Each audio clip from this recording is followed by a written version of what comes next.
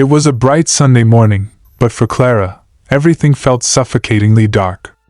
She stood at the doorstep of her uncle's house, the air heavy with the weight of a decision that would shape the rest of her life.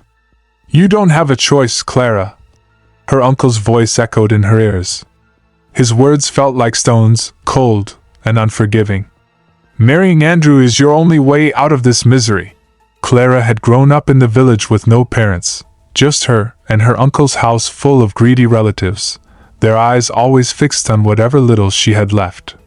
As an orphan, she had known only hardship, but she had learned to be strong, to be kind, to keep her heart open despite the cruelty around her.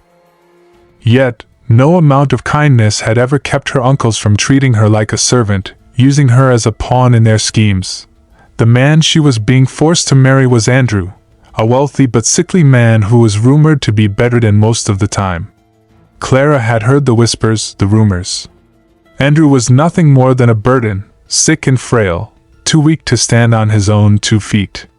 Yet, her uncles insisted it was her fate, her duty, to marry him. He had money, and that was all that mattered. Her heart raced as her uncle handed her a small suitcase, the only possession she could call her own, and pushed her toward the waiting car. "It's settled, Clara. Pack your things, you're going to your husband's house now." The car was already revving its engine, as though it too could not wait to take her away from the life she had known. She looked back one last time at the house, the only home she had ever known, now just a place full of betrayal and greed. Her heart ached, but there was no time to mourn. There was no choice. As the car sped off, Clara clutched her seat, her body tense with a mix of fear and uncertainty. Was she about to be sold into a lifetime of misery for the sake of her uncle's greed? How would she survive with a man who could barely care for himself, let alone a wife? The unknown loomed ahead like a dark shadow, threatening to swallow her whole.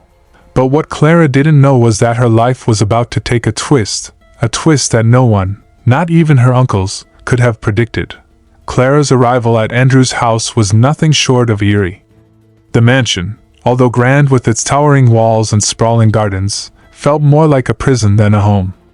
The air inside was thick with silence, broken only by the sound of her footsteps echoing through the empty halls. She was led by a servant to a spacious room. Her new life had begun, but nothing about it felt real. Andrew lay in bed, propped up by pillows, his pale face barely visible under the thin sheet covering him. His body was frail, his breathing shallow. Clara couldn't bring herself to look him in the eyes. She didn't want to see the pity in them, the man who had been reduced to a shadow of what he once was. The room smelled of medicine and old air. The only warmth came from the sun trying to filter through the heavy curtains, but it couldn't quite chase away the cold that had settled in Clara's heart. "Welcome, Clara." Andrew's voice broke through the silence, weak but steady. His eyes, though tired, locked with hers, as if trying to find some trace of sympathy or understanding. Clara froze, unsure how to respond. What was she supposed to say to a man she barely knew, who she had been forced to marry? "Thank you," she muttered, her voice barely above a whisper. Andrew smiled faintly, though it was hard to tell if it was from kindness or something else entirely. "I know this must be difficult for you. I was not the man you expected to marry," he said, his voice tinged with regret. Clara didn't know how to react to that. Was this man really apologizing? Or was he just playing the part of a weak husband who couldn't defend himself? She had heard about his sickness. How could a man so ill fulfill the duties of a husband, let alone protect her from the world outside? But there was something about his eyes, something that didn't match the sickly man in bed. It was almost as if he could see through her fear, like he understood her pain without her needing to say anything. "Don't worry, I won't ask for much," Andrew continued, breaking her thoughts. "Just be here with me. It's all I can offer." Clara nodded, but inside she couldn't shake the feeling that this was a cruel joke. She had been sold off to a man who could barely live, much less love her. But she had no choice. She had to stay, to endure, to survive. Days turned into weeks. Clara went through the motions of being a wife, though everything about it felt wrong. She helped Andrew with his daily needs, though he barely spoke or moved. He had hired a nurse to attend to his physical care, but emotionally, he was a ghost. She would often sit beside him, her thoughts drifting to the family that had abandoned her, to the uncles who had sold her off like a piece of property. But then, one evening, as Clara was preparing a meal in the kitchen, she heard a knock on the door. It was the servant, his eyes wide with panic. "Madam," he said breathlessly. "Your husband, he's gone." Clara's heart sank, her breath catching in her throat. "Gone?" she repeated, almost unable to comprehend the words. The servant nodded, his face grim. "He's dead, madam. We found him this evening. No one saw it coming." Clara stood frozen in place as the news settled in her mind like a thick fog. Andrew, her husband, was dead. The man she had been forced to marry, the man who had barely been alive in her eyes, had passed away quietly in his sleep. It felt surreal, as if the world had suddenly turned upside down. The servant's words echoed in her mind, but they made no sense. How could this happen so suddenly?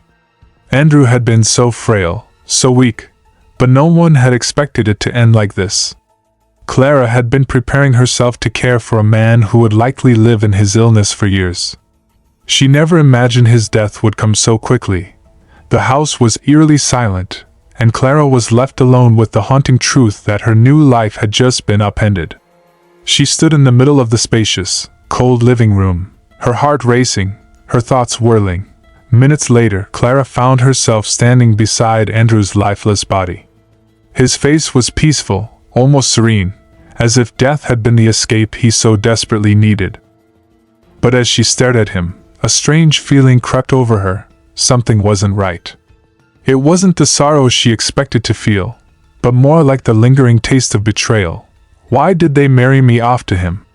She muttered under her breath, the question hanging in the air like a bitter cloud. Her uncles had pushed her into this marriage, not caring about her happiness, only their own gain. Had they known Andrew's death was imminent? Had they seen this as an opportunity to get rid of her? Clara's thoughts were interrupted by the arrival of her uncles. They barged into the house like they owned the place, their faces masking their true intentions. "Clara," one of them began, his voice dripping with false sympathy. "We're so sorry for your loss. Andrew was a good man. We'll take care of everything for you." But Clara knew better. She had learned long ago that nothing her uncles did came without strings attached. They didn't care about her grief. They only cared about the inheritance, the money Andrew had left behind.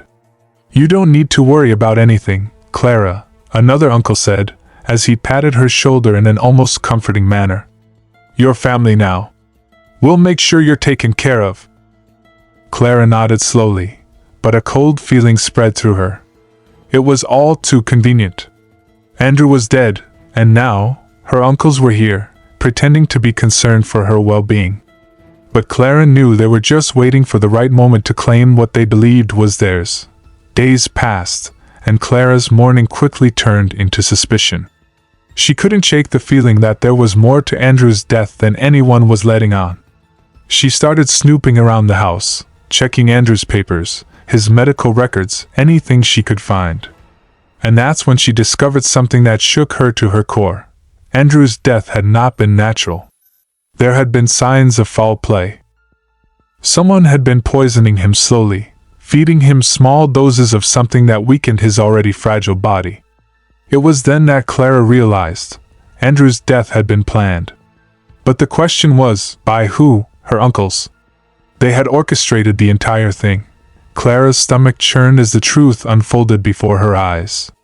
Her marriage had been a trap, a pawn in a cruel game that had been set up long before her arrival.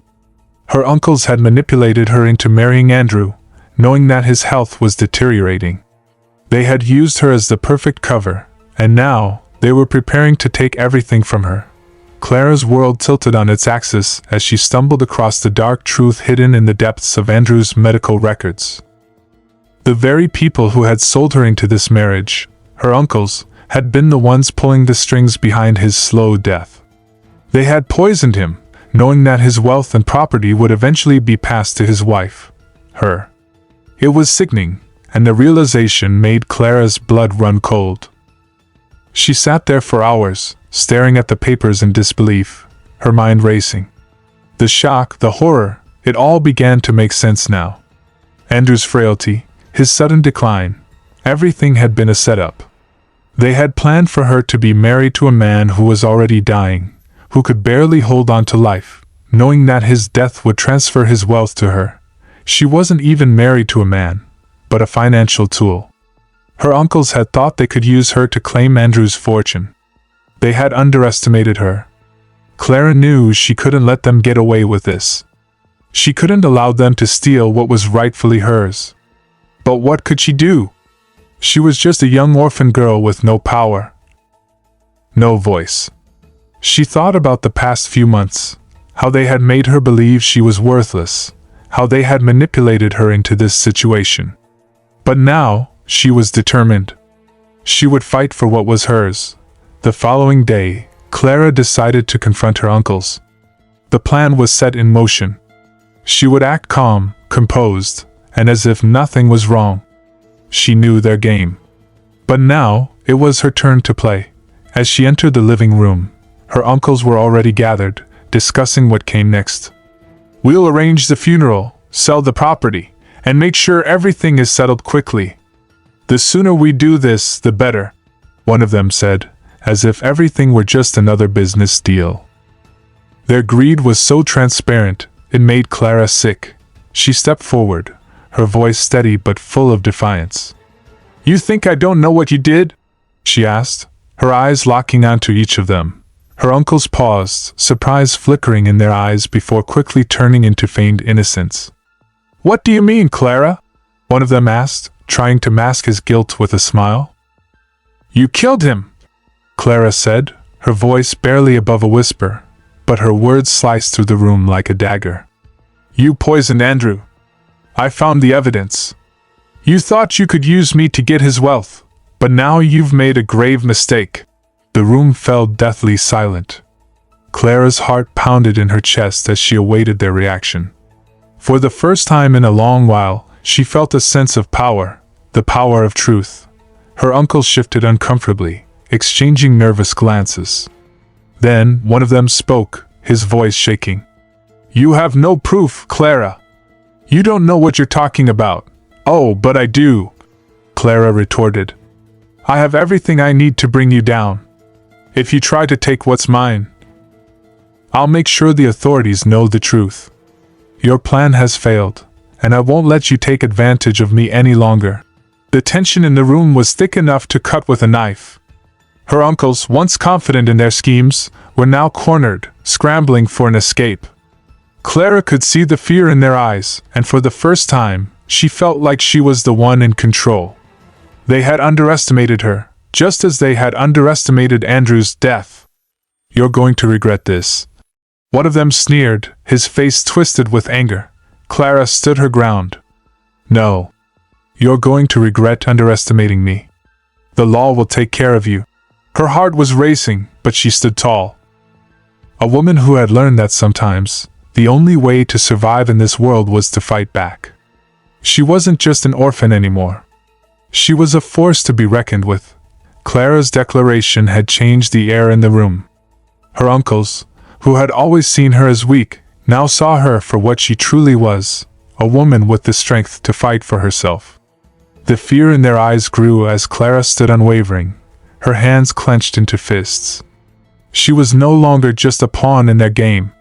She was a woman who had the power to reclaim her life.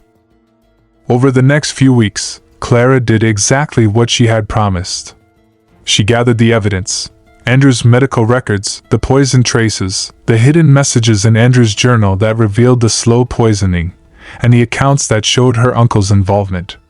With the help of a few trusted allies, Clara presented everything to the authorities. Her uncles tried to fight back, but it was futile. The law was on Clara's side. The evidence was undeniable.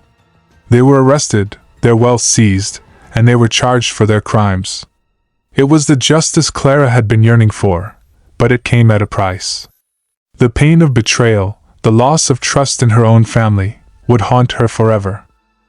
But Clara didn't let it break her.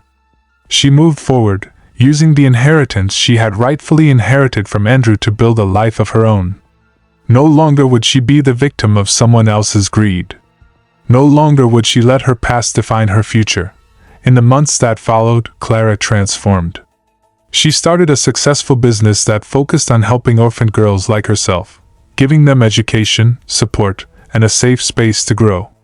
Her story became one of resilience, of overcoming the darkness of betrayal, and rising from the ashes to create something beautiful. The pain of losing Andrew, the cruel manipulation by her uncles, and the constant battles in her mind slowly became memories. Clara had learned one vital lesson: her worth was never defined by her circumstances or the cruelty of others. It was defined by her ability to rise after every fall. As Clara stood in front of the girls she mentored, smiling as they laughed and shared their hopes and dreams, she realized that this was her true inheritance: the power to change lives, to create a future filled with hope. She had broken free from the chains of her past, and in doing so, had found her own voice. The moral of Clara's story is simple: never let anyone define your worth or control your destiny. Even in the face of betrayal and adversity, your strength lies in your ability to rise, to fight, and to choose the life you want for yourself. And to everyone listening, let Clara's journey remind you: no matter how difficult the road, no matter how dark the days may seem, you have the power to change your story. If you're facing struggles, remember, your greatest strength is in choosing to move forward, to take control, and to never stop believing that you are worthy of something better. If Clara's story resonated with you, if you too have fought battles and overcome hardship, share your story with us. Your voice is powerful, and you can inspire others to keep fighting. Don't let anyone dim your light. Keep shining, keep rising.